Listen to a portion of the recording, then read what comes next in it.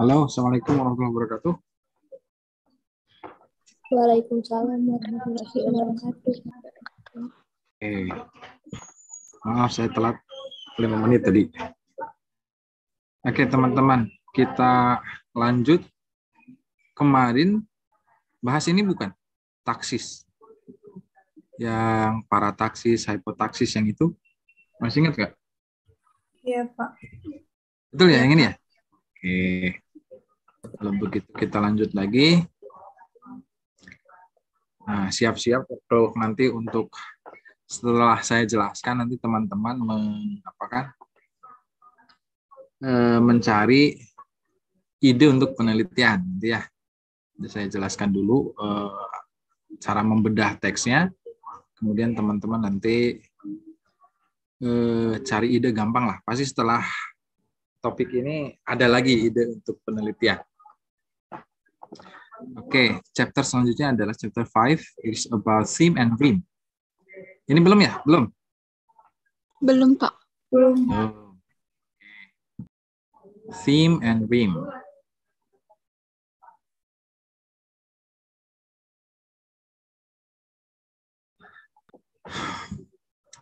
Oh iya, kalau ini kan di buku ini mah liar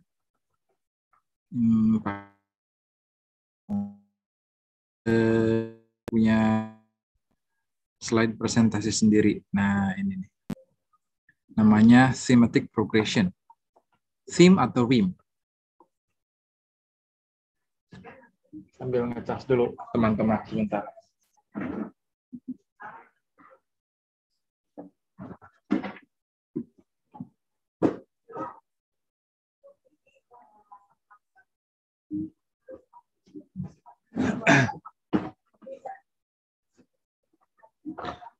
Oke, perhatikan ya teman-teman ya, nanti pasti ada inspirasi untuk dijadikan ya. This is the topic. I will use my own PowerPoint because I think it would be easier for you. Thematic progression atau theme rhyme sama aja.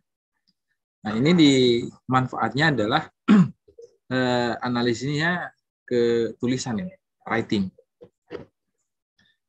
Kita bisa menganalisis tulisan orang, kita juga bisa menggunakan ilmu ini untuk kita menulis dengan baik. Ini nggak jalan. Kita skip aja dulu yang ini. Nah ini, we will have to what is that terms here? Theme and rhyme. Nah, tema dan rema gitu bahasa Indonesianya. Kok kayak istilah musik? Ada tema, rema. Oke. Theme. What is theme? Nah, ini kan ribetnya ini. Definisi pusingnya ini. The element which serve as the point of departure of the message. It is that with which the clause is concerned. Sederhananya mah bagian awal klausa gitu aja lah. Bagian awal klausa itu theme, tema. Rhyme, sisanya. The remainder of the message, the part in which theme is developed. Di mana tema itu dikembangkan. Nah, apa itu? Malah ribet. Nah, lanjut ke contoh. Nah, kalau saya main contoh. Nih di sini nih. This is the example. Li Ping was born in China. Nah, ini kurang lebih bisa dikatakan subjek di sini kan ya, yang Li Ping atau elemen. Nah ini nih coba ini kan sama definisinya dicocokkan. The elements which serves the point of departure, bagian awal kan, of the message, bagian awal pesan. It is that which the clause is concerned. Disitulah klausa itu difokuskan, dianggap penting. Li Ping lah, oh temanya apa? Oh ya si Li Ping, temanya. Sisanya, nah sisanya disebut rema yang warna merah nih, rhyme. Apa itu? The remainder of the message, the part which theme is developed. Bagian di mana tema itu dikembangkan. Temanya kan Li Ping. terus dikasih informasi baru atau dikembangkan. Living itu kenapa gimana? Was born in China, lahir di Cina. Oh, itu kan mengembangkan informasi terhadap tema itu sendiri. Ya kan? Nah, pokoknya bisa dikatakan subjek itu sebagai tema atau elemen yang terletak sebelum kata kerja aja lah, kata kerja utama. Itulah tema. Sisanya rema. Itu ya. Nah, contoh yang lain di sini, he was very interested in learning English. He itu disebut theme, sisanya yang merah itu disebut rem, rema. Nah, paham ya? Oke, kemudian teman-teman, istilah ini kita akan pakai untuk, saya admit dulu, mengaplikasikannya ke dalam teks. Mana ini ya? Oke, masuk. Kita akan menggunakan kedua istilah ini dalam memproduksi teks atau menganalisis teks, sederhananya. Teks. Nah, kita berangkat ke teks dulu. Teks itu apa? Pernah kalian dengar atau tahu istilah tekstil? Tekstil, tahu kan? Nah, itu kan dari bahasa Latin itu. Artinya mah itu menenun. Tekstil. Nah, kaitannya dengan menenun kan? Ai menenun teh ada benangnya ya. Tahu menenun, merajut, menjahit. Ada hubungannya teks dan tekstil, textile. Artinya menenun. Nah, ketika kita membuat teks, sebetulnya kita itu menenun, teman-teman. Menenun teh menjahit apa ya? Stitching. Of course, we need a needle and then the thread. Thread itu benang, ya kan? Ada benang, ada jarum. Dikecos, besok bayangkan ini benang, jarum tuh. Kita itu ketika membuat teks, ini medianya nih, kertasnya. Nah, ini jarum, nah, mana ini? Nah, ini kabel gitu kan. Anggap apa ini? Ngecos gitu tuh, menenun ya. Itu analogi sederhana ketika kita memproduksi teks. Ketika menenun, teman-teman, ini nih. Ketika menenun, ketika menjahit lah. Lihat baju masing-masing baju kalian coba. Ada nih saya di sini. Ada pola jahitan kan? Ada pola jahitan. Pola tenunan tuh. Ini misalkan ya ujung ini nih. Ini pola jahitan lurus ini. Ada pola jahitan lurus. Nah, itu nanti pola jahitan lurus itu namanya ini nih. Constant seam patterns. Kalau saya, supaya teman-teman paham, itu tuh pola jahitan lurus, ya. Pola jahitan lurus gini. Nah, pola jahitannya lurus. Ada zigzag. Zigzag, coba lihat di mananya. Pola jahitan zigzag itu ada di lubang kancing. Coba buka bajunya. Buka bajunya. Lihat kancingnya. Buka baju. Tuh. Di lubang kancing itu tepinya polanya menggunakan zigzag itu. Betul nggak? Supaya tepinya tidak benangnya tidak usut atau tidak melar gitu ya. Nah, itu pola zigzag. Nah, ini nih ada namanya nih pola zigzag. Terus ada pola multiple theme. Multiple theme itu kalau di jahitan, teman-teman.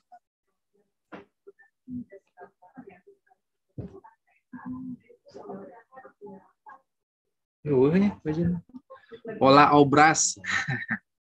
Tahu jahitan pola obras? Tahu, Pak. Tahu ya. Nah, itu tuh di tepi kerudung Adila tuh biasanya pasti ada obrasnya.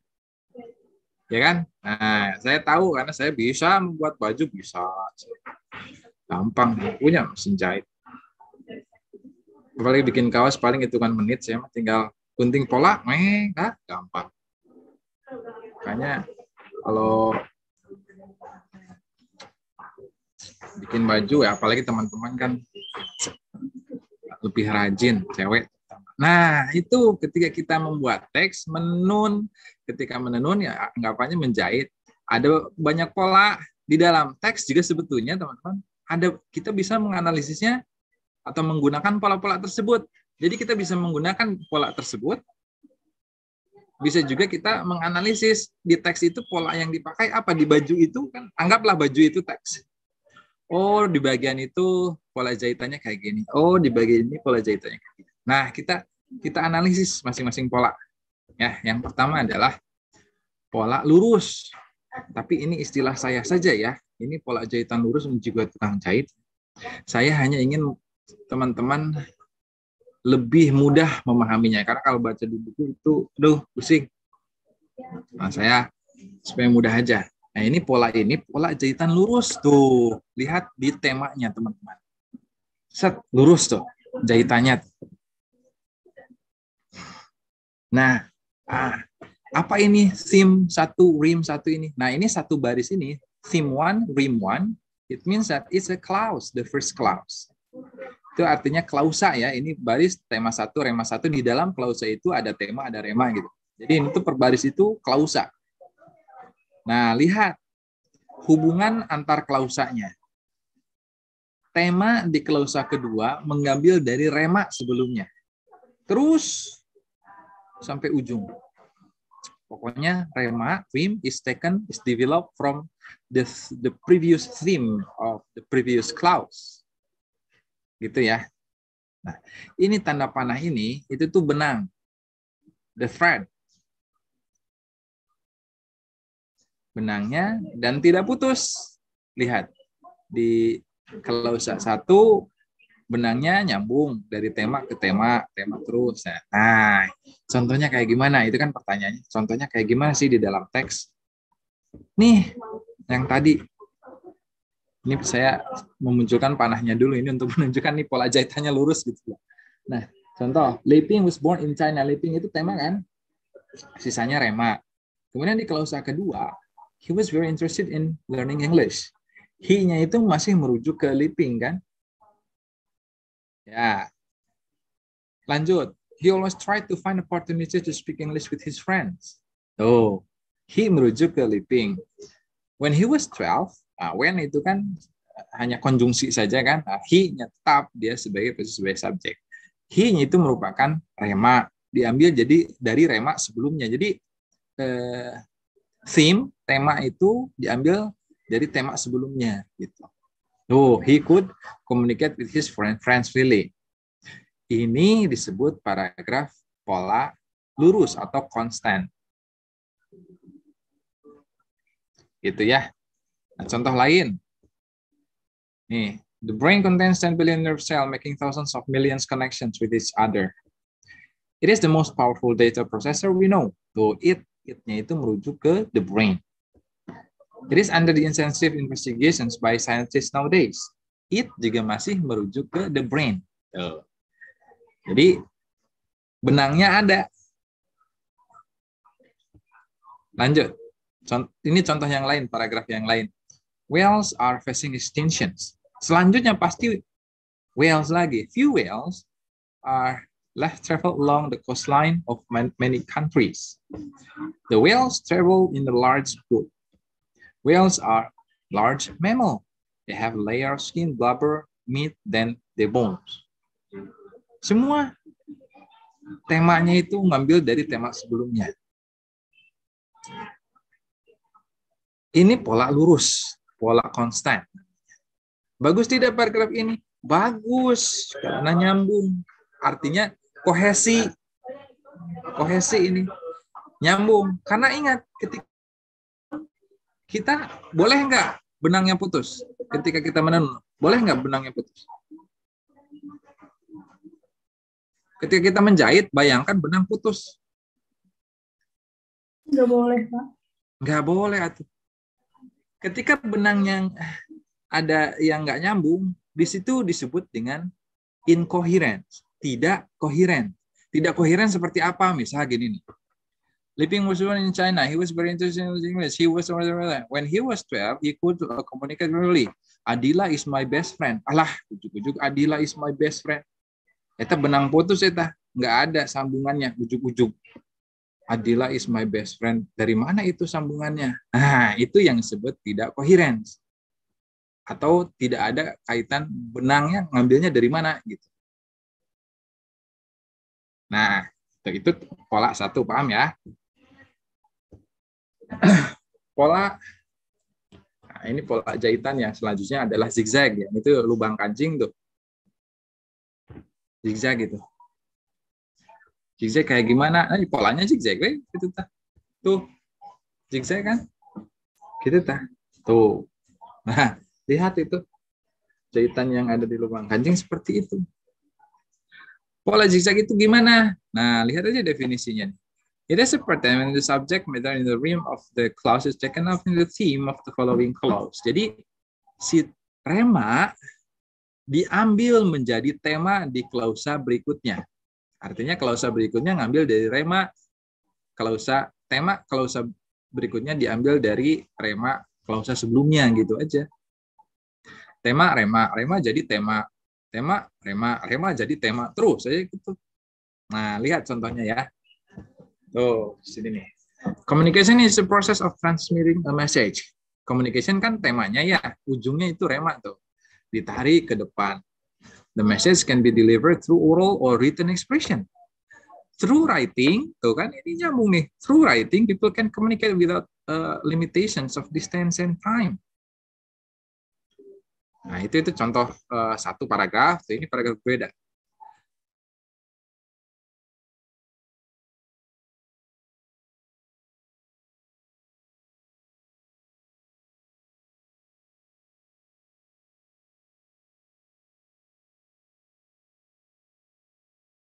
Lihat polanya zigzag. Bagus nggak paragraf seperti itu? Bagus, karena benangnya nyambung dengan pola zigzag. Jahitannya, tenunan teksnya. Gitu. Contoh, ini beda lagi paragrafnya. The stomach produces gastric juice which contains dilute hydrochloric acid. The acids kill most of the bacteria in the food. The partly digested food passes. Nah, itu teka baca saya mau kalah. Passes next into the duodenum. Zigzag. Rema dijadikan tema. Terus rema, tema. Nah, itu pola zigzag. Dua, satu pola lagi. Pola apa tadi? Obras. Tahu jahitan pola obras? Tah, di kerudungnya Adila. Yang lain nggak ada lagi yang on cam. Sambil rebahan kayaknya, sambil nggak pakai kerudung. Nah, memang polanya tuh, lihat. Polanya obras, ya kan? Nyabang itu. Nah, ini seperti apa definisinya saja baca silakan. In this time, the rim may include number of different pieces of information. Jadi, rema di klausa pertama itu merupakan induk dari informasi untuk klausa sebelumnya. Jadi dikembangkan lagi, si rema 1 dikembangkan lagi. Tapi gampang kok pola ini tuh. Misalnya gini, saya punya 3 teman baik. Yang Adila, Khalilullah, Afina misalnya. Di klausa berikutnya Adila berasal dari mana? Khalilullah berasal dari mana? Terus dikembangkan. Nah, contohnya nih, ada 4 jenis badut. Nah, jadi klausa berikutnya menjelaskan keempat jenis badut itu berarti. Badut pertama, white face clowns. Ya kan? Yang kedua, Agusty clown seperti apa? 3, character clowns. 4, new Vanderbilt clowns. Tuh, lihat. Jadi si polanya itu bercabang. Si tema makanya disebut dengan multiple split theme. Tuh, split rim pattern. Makanya dia di split. Tuh. Jelas ya? Paham ya ketiga pola itu? Jelas, Pak. Oke, sip. Nah, mungkin ada pertanyaan. Pak, di dalam satu paragraf, emang kita hanya satu tema saja yang dipakai? Atau boleh dicampur-campur? Nah, itu pertanyaan teman-teman. Mungkin saya lempar lagi ke teman-teman, gimana tuh? Boleh nggak? Boleh nggak dalam satu paragraf itu dicampur-campur polanya?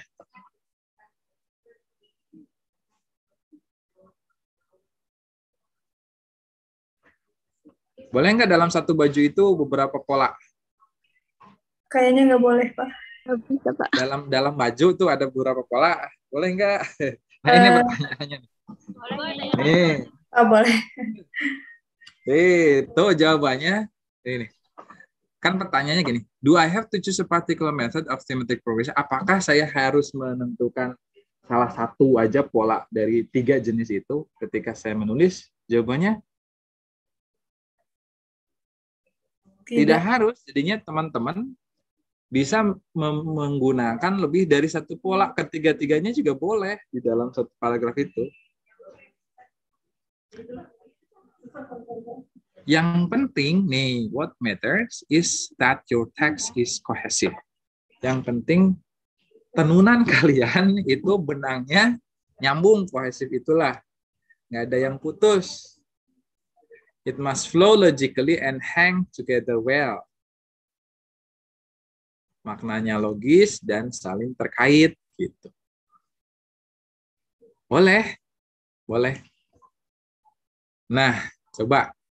Nih, nanti ketika itu kan udah tahu tuh. Jadi teman-teman ada gambaran, oh ketika nulis benar juga ya, kita harus menentukan gitu kan. Oh, benangnya itu memang benar harus gitu. Nah, itu tahu kan di benak kalian secara terpintas pasti. Oh, harus kayak gitu ketika nulis. Nah, udah tahu tuh ilmunya kayak gitu. Nah, sekarang coba analisis teks ini nih yang saya tampilkan, kelihatan ya. Coba sepintas saja baca si polanya, ketahuan nggak? Coba baca. Nah, kita kan ini bajunya nih, tenunannya nih. Nah, kita ahlinya kan udah tahu tadi ada polanya. Kita akan mereview. Ini pola yang dipakai apa nih di teks ini, di tenunan ini gitu. Silakan dibaca. Kelihatan kan? Ada nyambung-nyambung gitu. Oh iya, itu benangnya tuh. Dengan pola di kepala. Itu nyambung. Oh iya. Oh, itu pola lurus tuh. Oh, zigzag gitu kayaknya zigzag. Ini kayaknya multiple nih, yang ini multiple. Nah, pola obras ini yang ini. Nah, gitu kan? Udah, cukup. Sip. Nah, ini polanya nih. Tuh, kelihatan.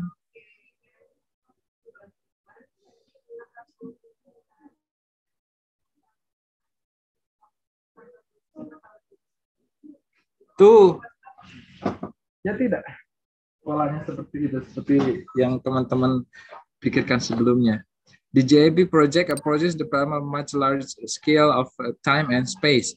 The aim of the project itu merujuk dari tema, diambil lagi menjadi tema klausa berikutnya kan, is to understand the relation between. Nah ini rema dijadiin tema tuh. Nah ternyata dalam satu paragraf ini ada lurus, ada zigzag nih. Ini juga zigzag nih. Nah ini multiple tuh, lihat dalam satu paragraf 3 pola masuk ke sana. Boleh, nggak masalah. Yang penting benangnya nggak ada yang putus. Gitu. Karena kan lagi menenun. Boleh, silakan. Tuh.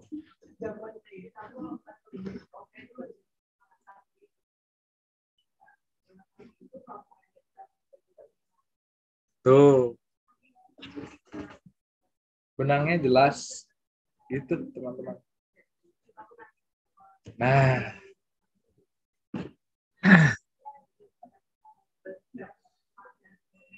Gampang. Nggak ada masalah. Teman-teman paham ya? Gimana? Ada pertanyaan? Nah, sebelum kita penelitiannya kayak gimana gitu. Ya gampang penelitiannya mah. Kalian kan barusan tuh berapa menit itu? Nggak lama. 30 menit udah dapat konsepnya, senjatanya. Ya di benak kalian berarti, oh berarti tinggal saya analisis dong, gitu kan? Udah selesai. Nah, coba kita carilah di website. Thematic progression. Oh, banyak tuh keluar muncul tuh. In.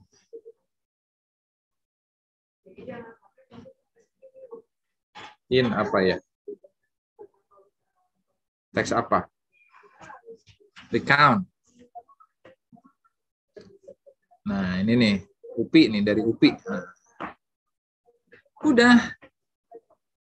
Wah.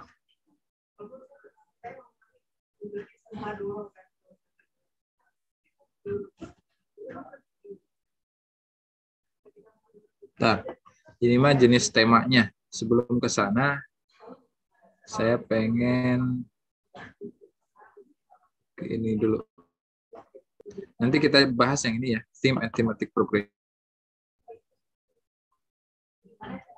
Yang ini aja dulu deh, yang ringan. Kalau tadi ini jurnal internasional nih, di hijau.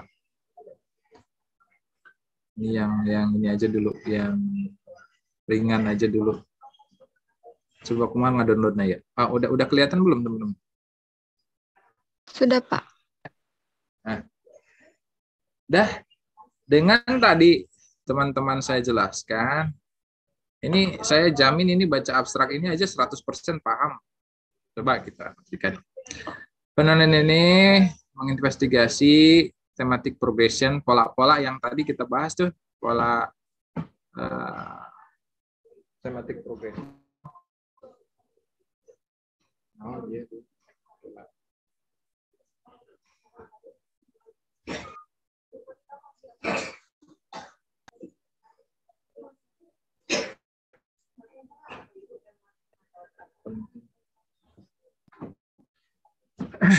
Nah, yang dianalisis adalah kita mencari pola tema remanya.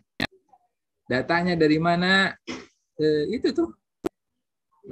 Dari teks yang ditulis anak SMK ini ya, SMK di Bandung. Jenis teksnya apa? Recount. Oh, di lebih spesifik ya. Jadi nanti teman-teman untuk mencari gaps teks recount, saya cari deh di teks yang lain gitu aja. Apa susahnya ya? To meet the purpose, this study employs a descriptive. Nah, ini kualitatif. Datanya diambil dari teks siswa. Oke, gampang lah. Ini teorinya, grand teorinya pakai siapa? Halliday. Ya udah itu mah SFL jelas. Yang sekarang kita bahas. Dah, kita punya bukunya lah untuk ini mah nggak masalah nih. Saya kan udah sharing banyak buku. Ini hasilnya nih teman-teman. Hasil penelitian ini menunjukkan bahwa thematic progression mendukung karakter recount text yang ditulis oleh siswa. Dari the theme, non itu reiteration, yang reiteration itu yang pola lurus ya. Yang pola lurus itu menunjukkan bahwa students, siswa, tends to make the text focus by repeating the same element as theme. Ya iyalah, karena kan tema sebelumnya diulang-ulang. The zigzag, ini pola zigzag, menunjukkan bahwa siswa memperkenalkan informasi baru dengan mempromosikan rema di dalam klausa itu ke dalam tema. Yang multiple menunjukkan bahwa siswa develop text well according. Itu doang. Ini berdasarkan definisi itu ya, berdasarkan definisi masing-masing pola, teman. Cari data, analisis, sudah selesai. Tuh, lihat. Udah selesai.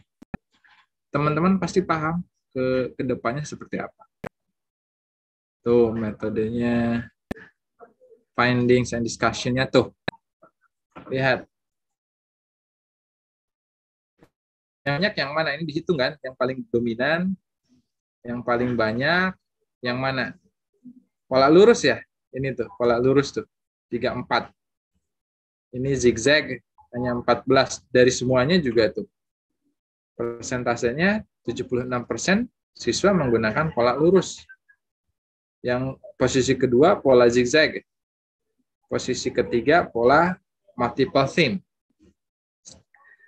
Dengan temuan seperti ini teman-teman, kira-kira kenapa kok pola lurus yang paling banyak dipakai? Yo,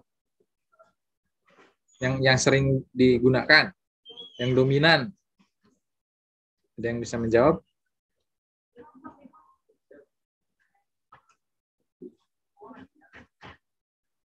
Kenapa? Dari ketiga pola itulah saya tanya lagi. Dari ketiga pola itu mana kira-kira pola yang paling sulit atau yang dari yang termudah sampai tersulit? Yang termudah dulu pola yang mana? Halo? Pola yang pertama, Pak. Yang lurus. Pertama ya pola lurus. Yang paling sulit? Yang multiple. Yang multiple pasti. Tuh, ya itulah alasan juga kenapa yang paling dominan itu yang pola pertama zigzag ada di tengah, yang itu yang paling jarang muncul karena berhubungan dengan tingkat kesulitannya. Itu udah dianalisis, dihitung masing-masing pola yang paling banyak pola muncul yang mana. Ini ada 3 jenis thematic progression ya yang muncul.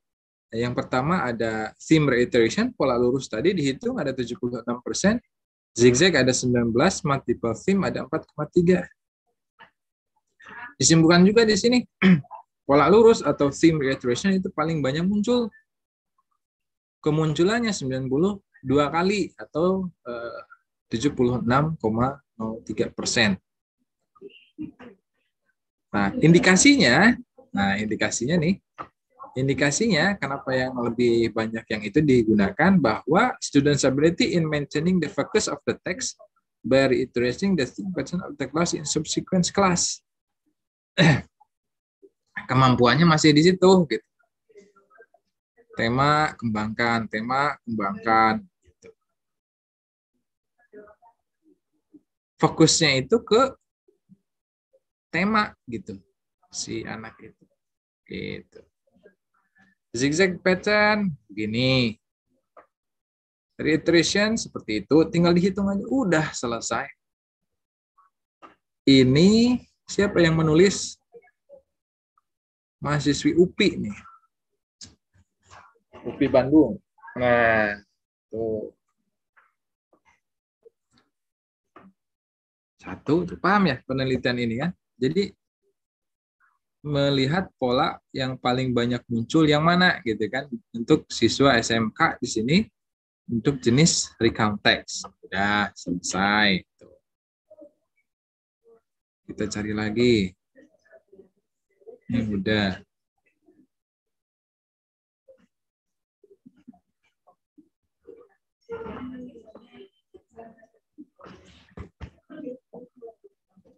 Thematic progression.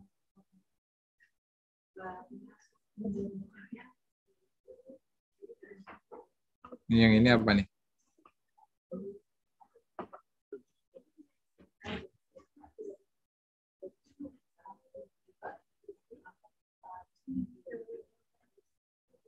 Chat, Journal of English.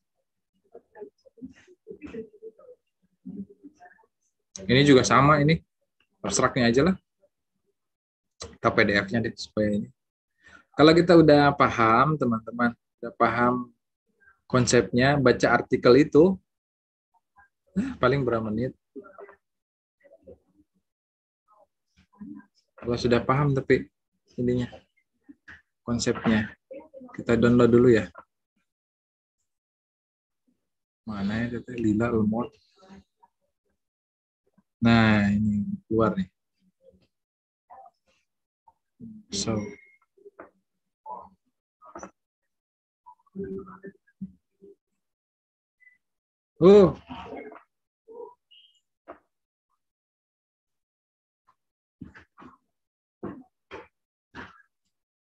Oh, ini mah analisis thematic progression di background section, bagian artikel, bagian latar belakang ya. Mahasiswa, skripsi mahasiswa. Jadi datanya itu diambil dari tulisan skripsi mahasiswa bagian introduction-nya atau background-nya di sini. Di mana ambilnya? Di Universitas Bengkulu.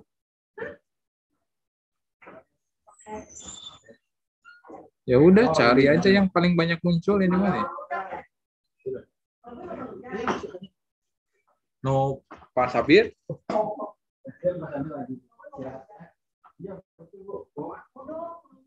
Tuh. Yang paling banyak juga tuh. Yang paling banyak muncul yang linear theme. Linear theme itu yang pola lurus. Constant and split rim. Ini mah terbalik malah. Linear theme itu yang zigzag ya. Ini istilahnya sedikit berbeda dengan buku kita.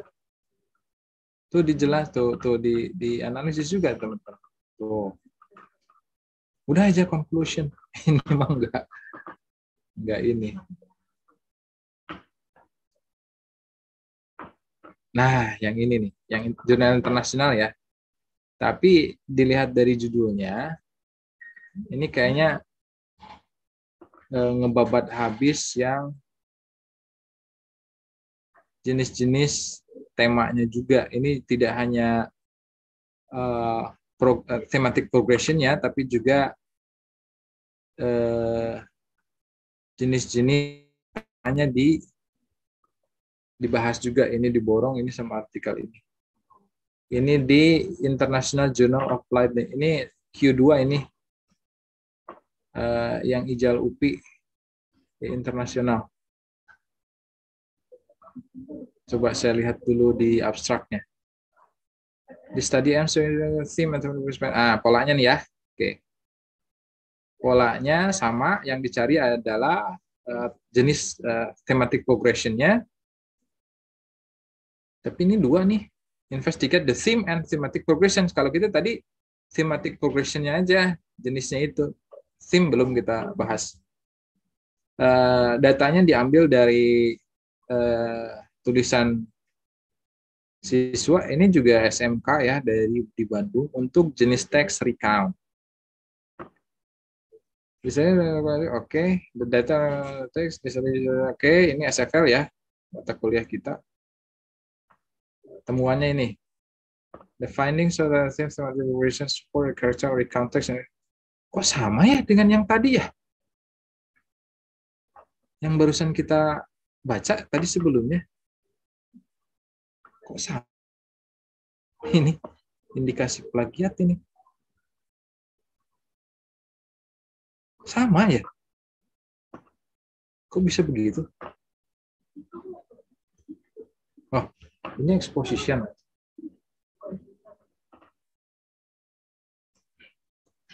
Ini saya tadi kata kuncinya di konteks kan. Ketik itu ini nih. Nih. Sri Yunita Arino di Ijal tadi sahana nulisna. Oh, eta keneh. Sama orangnya. Ini kok kayak plagiat kata saya. Tapi kenapa di jurnal berbeda? Ini 2 publikasi ini. Wah. Ini kalau ketahuan ini bisa berapa ini? Nggak boleh satu artikel di lebih dari 1 publikasi. Kok bisanya? Pantesan saya. Kok sarua? Coba bandingkan. Padahal ini di internasional loh teman-teman. Memang di UPI juga yang ininya publisnya di Ijal. Yang satunya lagi ini di mana? Di IIAL jurnal. Beda kan? Beda jurnalnya, beda publikasi. Apalagi kontennya akur. Jadi kita bandingkannya. Ini jika Turnitinwanya meluruskan tulisan batu. Tuh lihat teman-teman. Cuma caranya ini, kan? Nah, coba saya lagi ngebandingin jika Turnitin aja. Tuh sama kan ya? In recount text in a state sama kan? Oh, ini dibedain. Ada dikit. Tapi nggak boleh satu kalimat aja itu sama udah dikatain. Bisa ya dibeda-bedakan ini aja susunannya aja.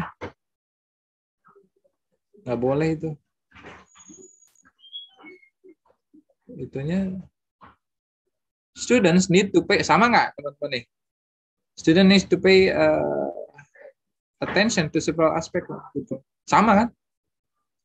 Sama ya? Nggak boleh teman-teman ya. Nggak boleh satu artikel dipublish di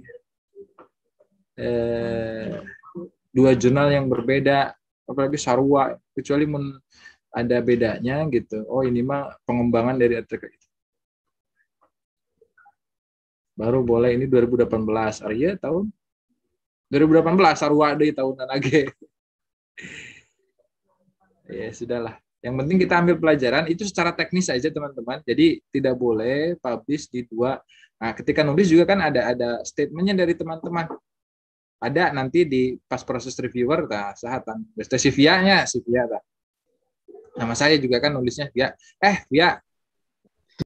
Via, yang tulisan itu tuh di Google Scholar masuk nggak? Kok di Google Scholar saya nggak masuk ya? Aneh nggak kedeteksi saya. Belum tahu Pak. Kok nggak otomatis kata saya teh. Nggak masuk ke Google Scholar saya. Lumayan di dua. Oh, oke, tanyain lah ke LPPM. Mungkin mereka tahu. Ke Pak Ramanya Pak. Enggak itu mah secara teknis sih. Oh. Aneh gitu. Biasanya gini, Google Scholar itu kan wadah kumpulan tulisan kita. Kalau kita publish satu jurnal, itu si Google Scholar itu namanya juga aplikasi itu secara otomatis narik gitu. Termasuk kalau misalnya ada tulisan kita dikutip juga sudah otomatis di situ ada. Tapi ini jangankan kutipan, jurnalnya aja, judulnya aja nggak kelihatan. Kenapa kata saya kok nggak muncul-muncul? Nah itu kan teknis. Jadi teman-teman belajar itu ketika nulis artikel tidak hanya konten saja, tapi secara teknisnya tuh Sivia itu kan korespondensi ya, buat akun di OJS-nya itu kan. Belajar itu yang seperti itu, bikin redaksi pertanyaannya kalau misalnya ada yang perlu ditanyakan kan itu juga harus belajar pakai bahasa Inggris ya.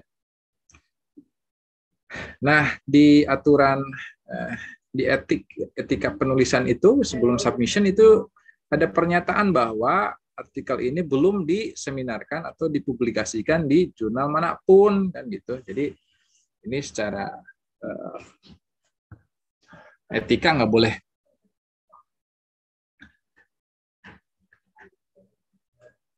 Karena statusnya publish gitu. Ini sama teman-teman tuh. Ini walaupun jurnal internasional juga teman-teman paham kan? Yang dicari orang tadi kan sama.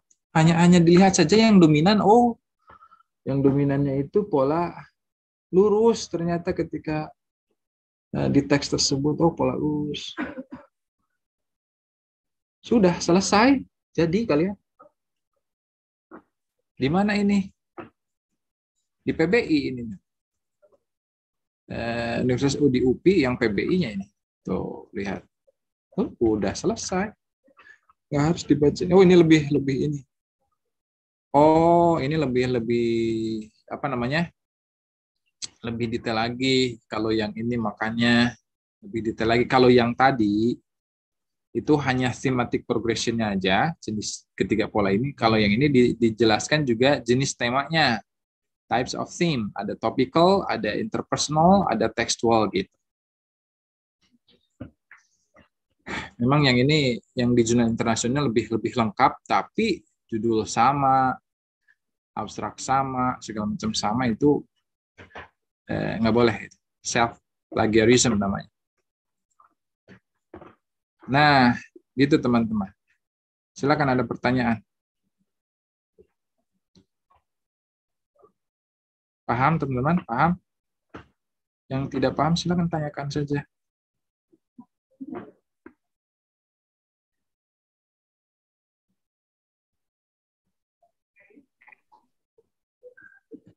Ada pertanyaan? Sebelum kita lanjut. Lanjut? Oke, lanjut ya. Nah, tadi kan jenis tenunan kita ketika kita menulis teks, polanya ada 3. Nah, sekarang di sini bisa juga, ini topik penelitian ya, bisa kita menganalisis jenis tema yang dipakai. Nah, kita akan fokus ke jenis temanya ya sekarang. Jenis tema, nah ini di sini ada types of theme, ada additional, ada unmarked topical theme, ada marked topical theme, ada textual theme. Itu teman-teman. Nah, kita bahas satu-satu. Yang unmarked topical theme itu yang normal. Jack went up the hill. Jack-nya itu sebagai subjek normal kan? Normal aja secara umumnya. What Jack and Jill did was go up to the hill. Nah, itu disebut dengan unmarked. Subjek pada umumnya, tema pada umumnya, yang posisinya sebagai subjek. Yang marked berarti yang nyeleneh di sini. Sengklek, sengklek. Dicengklak, saitik. Nah, ini klausa yang diputar atau inverted bahasa Inggrisnya. Nah, contoh. Kan normalnya ini Maya, normalnya. Jack fell down. Kan normalnya begitu ya. Subjek, predikat, objek gitu. Kan normalnya begitu. Tapi kan bahasa itu tidak kaku. Bahkan bebas, terutama di karya sastra. Di puisinya Sanggunah Nawai gitu posisinya. Tuh, lihat di sini. Justru yang jadi temanya itu adalah adverb-nya di depan. Down, Jack fell. Tuh. Nah, itu disebut dengan marked topical theme. Ini hanya istilah saya aja, ini yang nggak normal gitu, yang di-inverted, yang diputar konstruksinya, klausanya gitu. Atau contoh yang lain, up the hill Jack and Jill went. Kan harusnya Jack and Jill went up the hill kan gitu normalnya. Nah, atau ini contohnya complement esteem. His crown he broke. Kan harusnya mah he broke his crown gitu ya. Ini mah objeknya dijadiin tema gitu. Nah, itu yang saya maksud dengan unmarked topical theme. Satu jenis tuh. Jenis yang kedua adalah textual theme. Textual theme itu contohnya seperti ini. Nah, yang namanya teks berarti ada clue, ada petunjuk hubungan dari teks sebelumnya. Nah, ini contohnya. Right, what we need to do today is revise for our test. Nah, di sini ini disebut dengan topical karena ada hubungan teksnya. Right itu berarti ada lanjutan dari teks sebelumnya. Atau well, itu juga lanjutan dari sebelumnya. Well, on the other hand, we could wait. Nah, ini ada topical theme namanya. Well, on the other hand. Nah, yang namanya tekstual ada hubungan dengan teks yang sebelumnya gitu aja. Nah, ada yang interpersonal theme. Interpersonal theme itu yang seperti ini, interpersonal. Ada perhaps, yang ada modalitinya.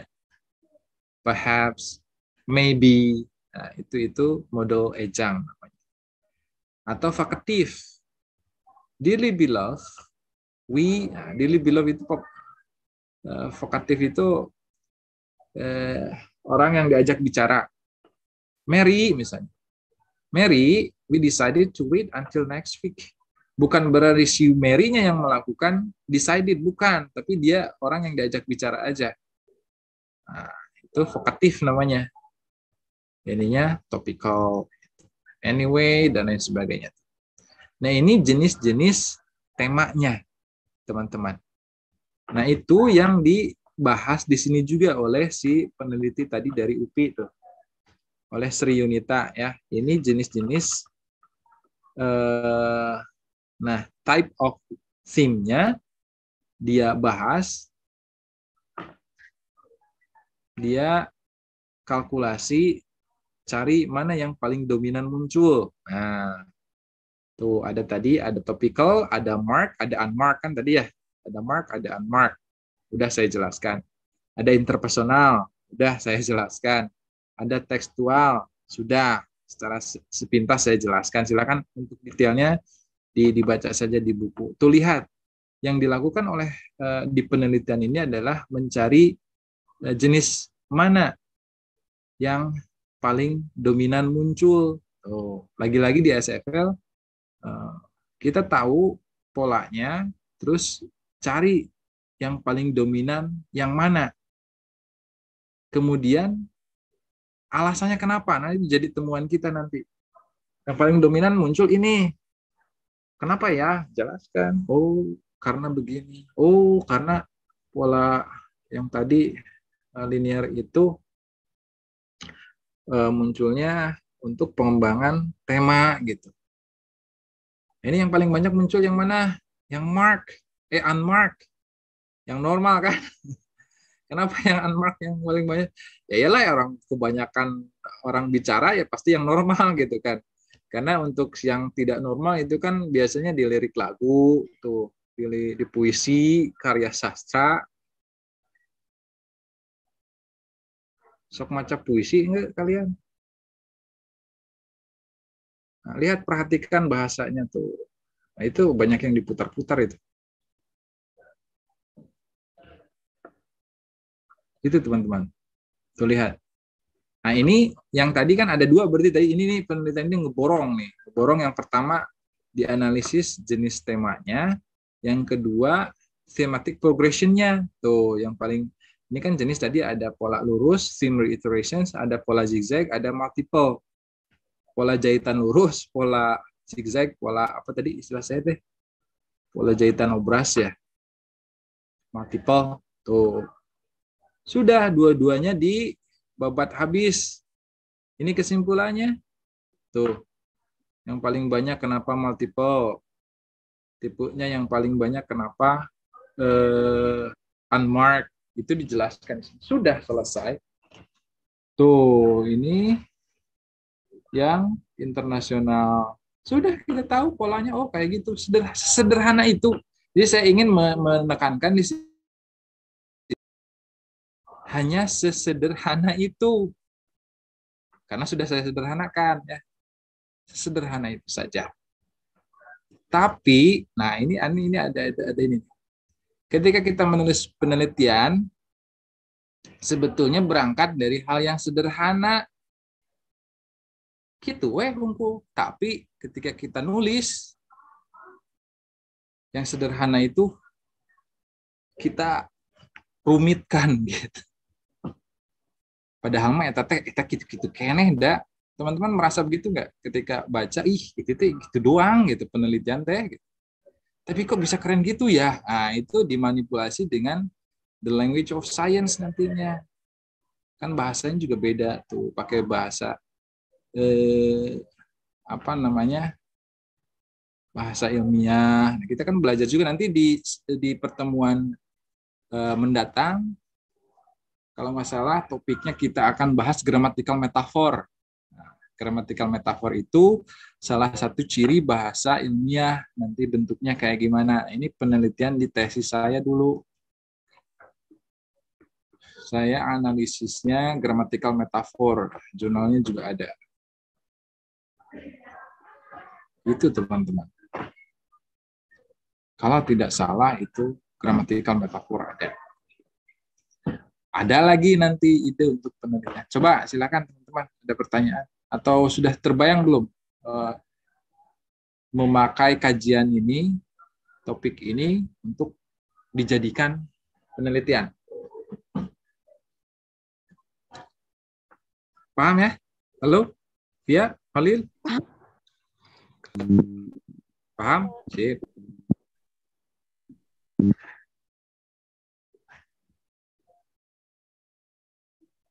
kan ada ini ya nanti seminar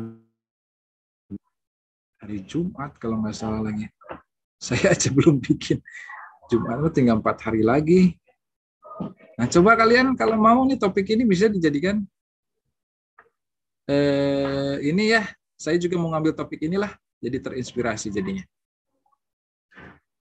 Nanti buat BS, ayo kita bareng-bareng sekelas pakai topik ini juga nggak apa-apa. Yang satu jenis teks misalnya recount, yang satu naratif, ada exposition, procedural misalnya. Bisa dihajar sama satu kelas, nggak masalah. Tapi dengan gaps yang berbeda, baik itu datanya ataupun fokusnya kemana, mau ke thematic progression aja silahkan, mau dua-duanya silahkan, atau misalnya ini mah cuma seminar doang, udah satu aja. Kalau jurnal internasional tuh harus kuat, ini kan kerasa nih artikelnya kuat, ini strong. Jadi dua-duanya dihajar ini, yang di IJAL ini Q2 kalau nggak salah. Bisa cek di Skimego. Nah itu salah satunya saja, ayo kita barengan. Saya juga mau analisis inilah buat nanti Jumat. Kalau keburu, karena mudah, tinggal lihat aja teks analisis. Oh polanya itu, oh polanya itu. Gitu. Nggak perlu kita ngambil data ke kelas siswa. Itu kan dibatasi masih COVID juga. Enteng ya? Ada bayangan nggak teman-teman? Adila, kebayang kan? Ya.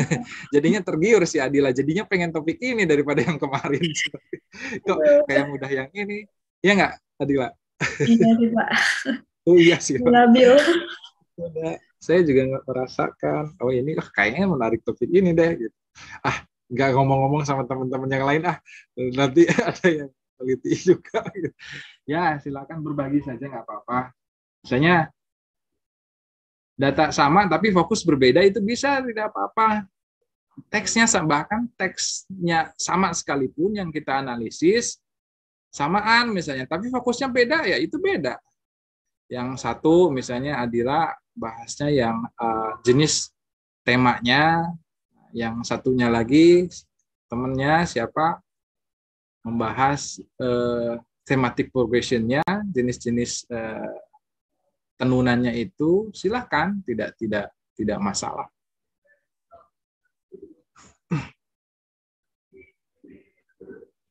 Jadi tidak hanya satu topik ini hanya potensial untuk satu penelitian, enggak, itu bisa banyak.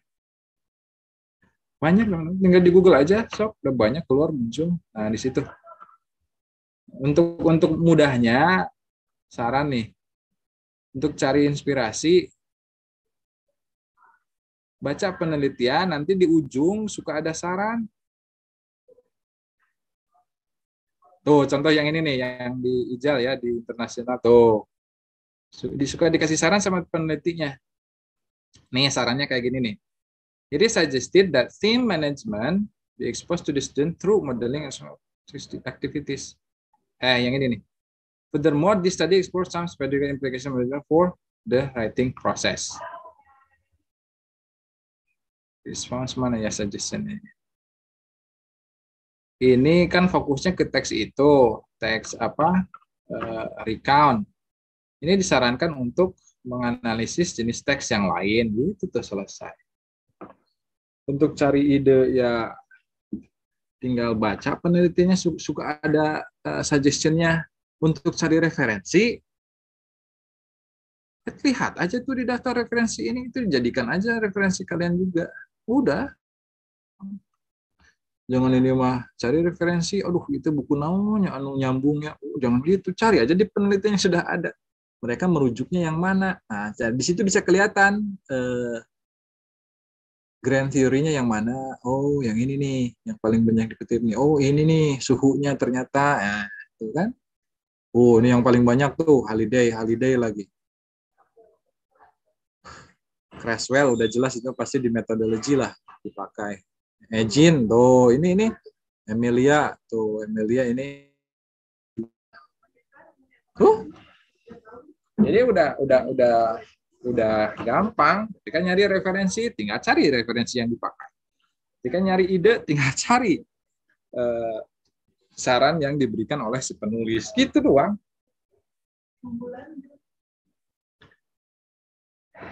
Oke.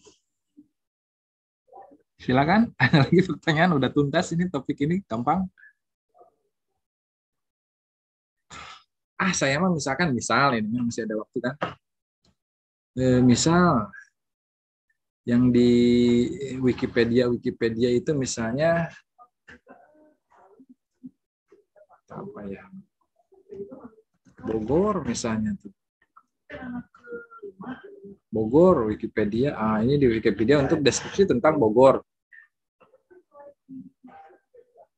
Nah, ini copy aja. Kita pastekan.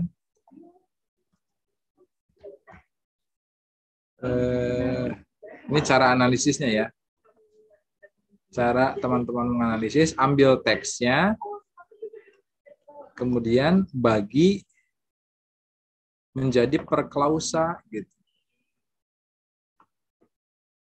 Perklausanya ini.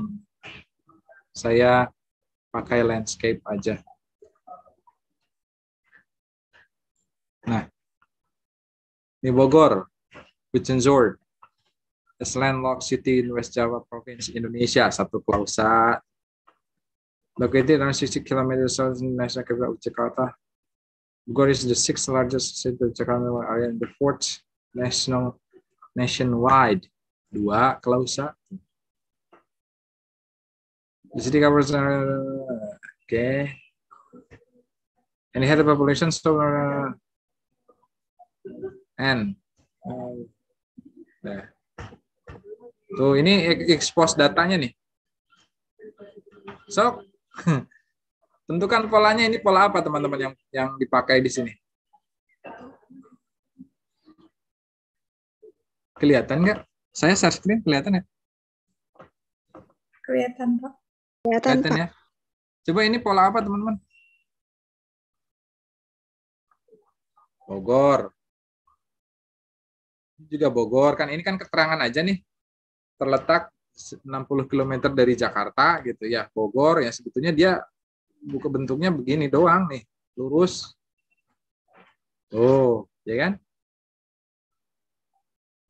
Ini Hararese ngelempeng ke. Kok Hararese?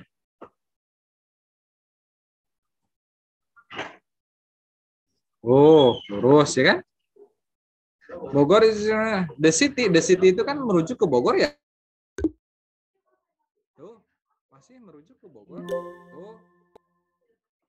It itu merujuk ke mana? Masih merujuk ke sini tuh. Bogor. Selanjutnya tuh, yang di Wikipedia aja polanya pola lurus. Oh gitu, itu caranya teman-teman. Jadi ambil paragraf keseluruhan, satu paragraf aja dulu per paragraf. Per klausa tunjukkan seperti ini, udah. Oh, yang di Wikipedia ini berarti dia pakai pola lurus, pola multiple. Oh. Nah, praktek aja nanti. Bisa ya, teman-teman ya. So, buat di best nanti ya, di best. Bogor English Students. Apa itu? Singkatannya, lupa. Sip. Udah selesai, silakan ada pertanyaan.